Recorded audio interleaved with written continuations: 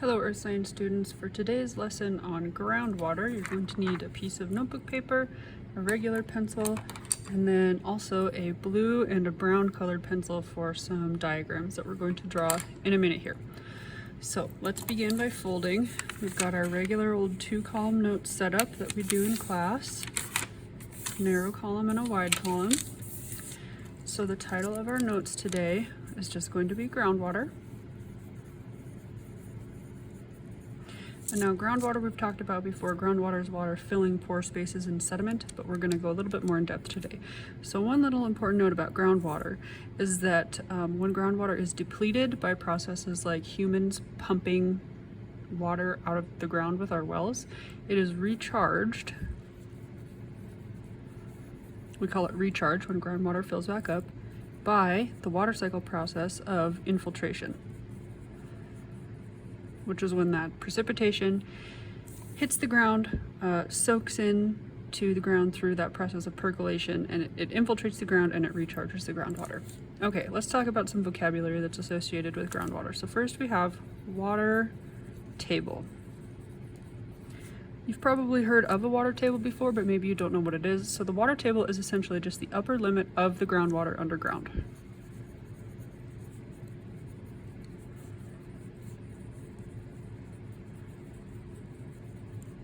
And if any of these don't quite make sense to you as we're going through the vocab, just hang tight because we are going to draw some diagrams on the back of this page that will help kind of show what I'm talking about a little bit more. Okay, another term associated with groundwater is porosity. Porosity is essentially the percentage of pore space contained within some rock or sediment.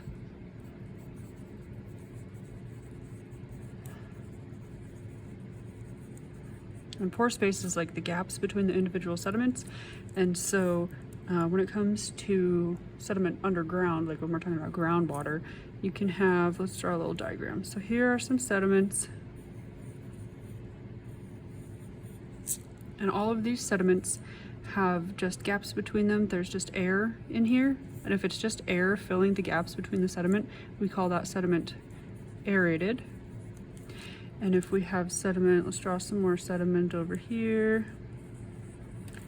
If we have sediment that now the gaps in between are filled with water, as is the case with groundwater, then we call this sediment saturated. Because the pore spaces are saturated, they're full of water. Okay? Another term we have is permeability. I'll skip a line. Permeability. Permeability is pretty much how easily can water trickle or percolate through the pore spaces. So we'll say ability of water to move / percolate through pore spaces.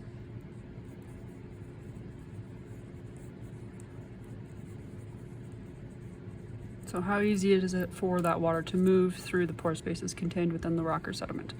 Okay, another term we have is an aquifer. This is a common word. So an aquifer is just any layer of rock or sediment that's underground that has good permeability. Water can flow freely through it. So layer of rock or sediment that water can freely flow through.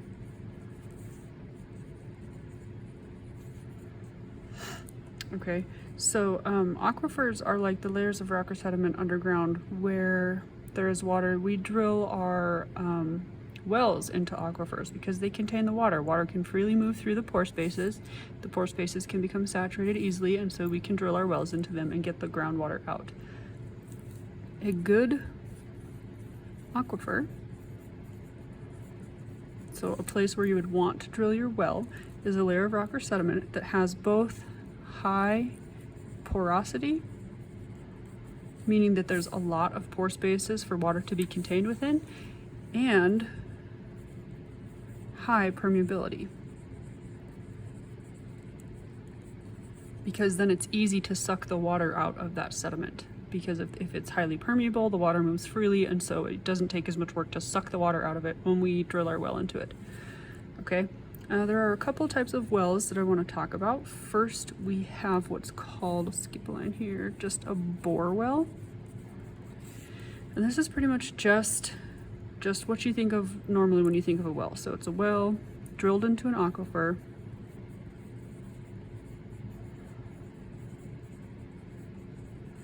And one thing about a bore well is that in order to get the water to come out, you have to use some kind of power to suck it out. So a well drilled into an aquifer, that requires power to draw out the water. So that is like if you live in city limits and the power's ever gone out, your water probably still worked. It still came out of the sink, or you could still flush your toilet, because that doesn't run on electricity. In the city, there's a big city water main that's basically run off of just water pressure from a big water tank. But then if you live out in the valley or out of city limits or something, and you have well water at your house and the power's ever gone out at your house, suddenly like you can go turn the sink on and just no water will come out. And that's because you don't have any power going to your well at your house, and so it can't be pumping the water out anymore while the power is out. All right, there is one thing about a bore well that's called a cone of depression, which I think is kind of a funny term. It always makes me think of like when you take your dog to the vet and then they have to wear the cone home and they're all sad about it, a cone of depression. But in terms of a well, it's when you have too much, we call the process of getting water out of a well, we call it drawdown. So when you have too much drawdown, you're sucking too much water out of this well compared to how fast the groundwater is being recharged in the aquifer that your well is drilled into. You can get this feature called a cone of depression. So you got too much drawdown that causes the water table to kind of dip around the well. And this is a problem because if this is really, really bad, it can cause your well to run dry, and that's a big problem because drilling new wells is extremely expensive. Okay, another kind of well, this word is artesian. So an artesian well, you've probably heard of, you've bought like a fancy bottle of water and it's called, ooh, artesian well water.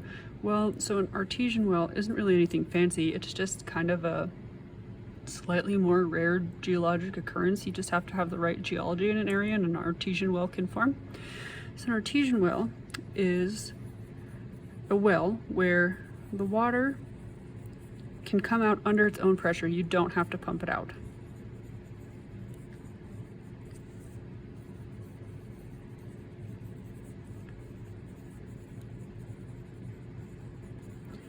No pumping required.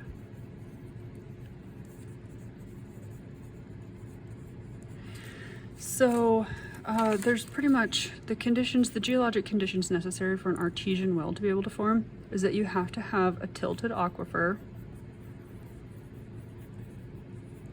because when you have a tilted aquifer, gravity will cause the water in the pore spaces to kind of flow downwards toward the bottom of the tilted portion. But again, I'll draw a diagram of this so you can understand a little bit better.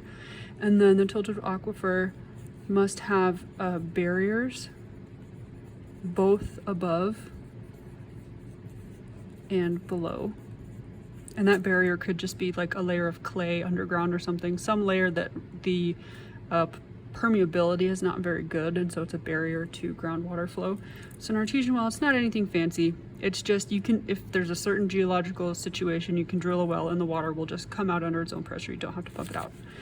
So then the last term that I want to put on this side, which is good because I'm running out of paper here, is a spring. And so a spring is just a place where the water table intersects the surface.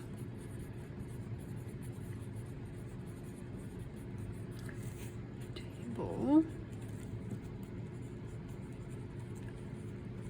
intersects surface. So there's one of these. If you drive to Missoula and you get up towards the pass, there's that sign that says spring, and you can like turn off the side of the road and there's some spring water there. That's just the water table is intersecting with the surface and that water is flowing out. Another example that you're going to be familiar with is Spring Meadow Lake.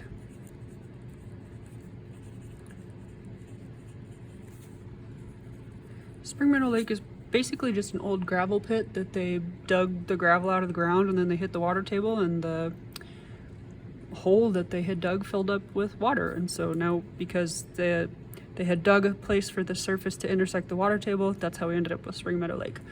Okay, moving on to the back, we're going to draw some diagrams here. So now let's take our paper and fold it in half. One kind of hamburger fold, because we're going to draw two different diagrams here. Get my reference sheet ready. Okay, so I'm going to have you in the top half of your paper with your brown colored pencil. Let's just draw some ground that kind of slopes downward like this, just kind of like how we did when we did the hydrologic cycle diagram. So we've got some ground, and let's just lightly shade it in with our brown, just to show that this is all made out of sediment. It's made out of stuff that the ground is made out of, right? Rock, sediment, whatever. Okay.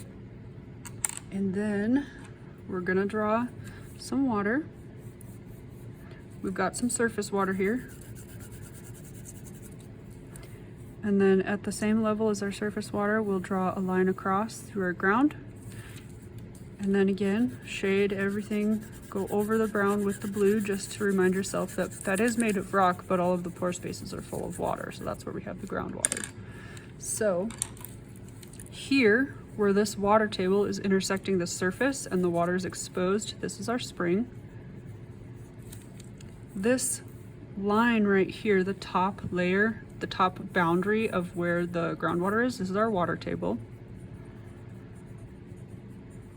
Okay, anything below the water table is considered to be within the zone of saturation, because the sediment pore spaces are saturated here. And then anything up here that's in the sediment that's not saturated with water, this is considered to be the zone of aeration, because the pore spaces are aerated. They're full of air instead of water. Okay, let's see, let's put some clouds up here. We've got a little bit of precipitation falling on the ground here.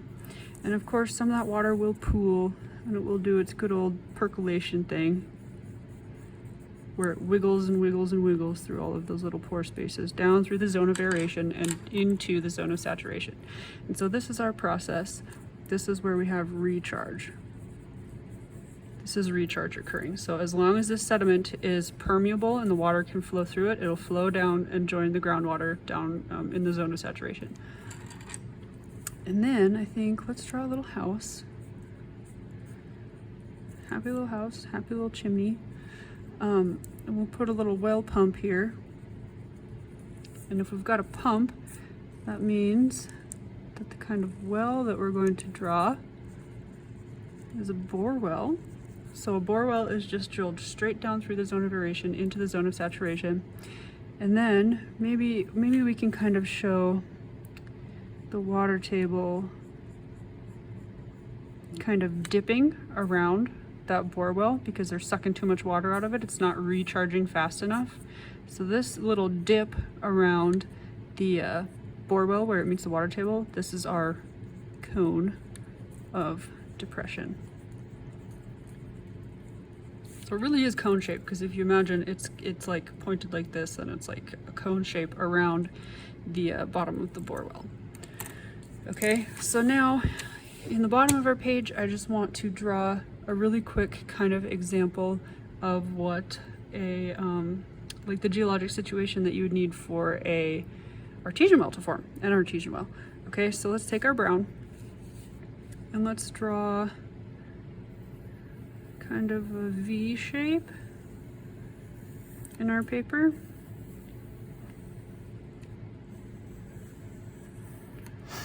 Okay, and so now this is all of our, we can color this brown because this is all sediment. Oops.